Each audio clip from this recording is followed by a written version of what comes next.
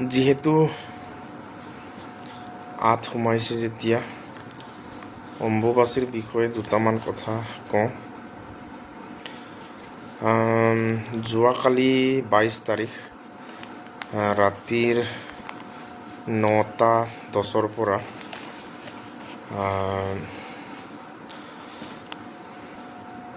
অম্বুবাচীৰ মহাযুগ আৰম্ভ হৈছে আৰু 26 তাৰিখৰ দিনৰ 9:30 বজালৈকে থাকিব। এই সময়ছোৱাত আমি দেখিবলৈ পাওঁ মাৰ আশীৰ্বাদ পাবলৈ গোটেই বিশ্বৰ কিমান হাজাৰ হাজাৰ লাখ লাখ মানুহ কামাখ্যাত সমবেত হয়। ভক্তৰ হিচাপ নাই। গোটেই ভাৰতবৰ্ষ, গোটেই বিশ্বৰ সাধু সন্যাসীৰ সোঁত বৈ যায় এই অম্বুবাচীৰ সময়ত। আমি এই কেইদিন অম্বুবাচী বা এই আঁতৰ সময়ছোৱাত আমি কোনকেইটা বস্তুৰ পৰা বিৰত থাকোঁ?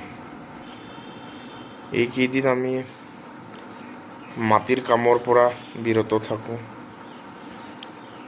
মাটি চাটি খান্দিব নাপায় বুলি আমি আগৰ পৰা এইটো বিশ্বাস কৰি আহিছোঁ। আৰু বিশেষ এনেকৈ ফিজিকেলি কিবা কাম থাকিলেও এই কামবোৰৰ পৰা আমি আঁতৰি থাকোঁ।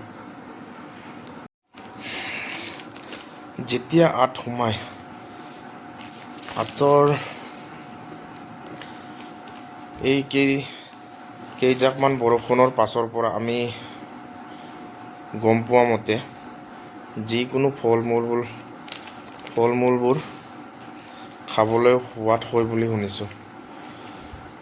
আঁতৰ বৰষুণ যেতিয়া পৰে তেতিয়াৰ পৰা আমেই নহওক, কঁঠালেই নহওক, এনেকুৱা নানা ধৰণৰ ফল মূলৰ ছিজনৰ ফল মূলবোৰ খাবলৈ সোৱাদ হয় বুলি শুনিছোঁ।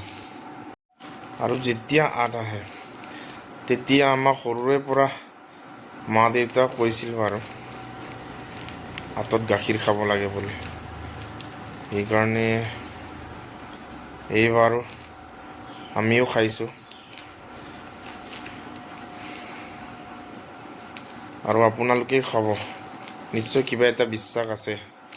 আগৰ মানুহবোৰে যি কৈছে কিছু নহয় কিছু তাত কিবা এটা সামঞ্জস্য আছে বুলি মই ভাবোঁ। আৰু যেতিয়া আঁতত বৰষুণ পৰে তেতিয়া আমাক সৰুতেও কৈছিলে আঁতৰ বৰষুণ জাকক তিতিব নিদিবা বুলি, তিতিলে চৰ্দি বা এনেকুৱা জ্বৰ হয় বুলি। নিশ্চয় কিবা এটা ৰহস্য আছে। যেনেকৈ আঁতৰ বৰষুণ যদি ফল মূলত পৰে তেতিয়া ফল মূলৰ সোৱাদ বৃদ্ধি হয়।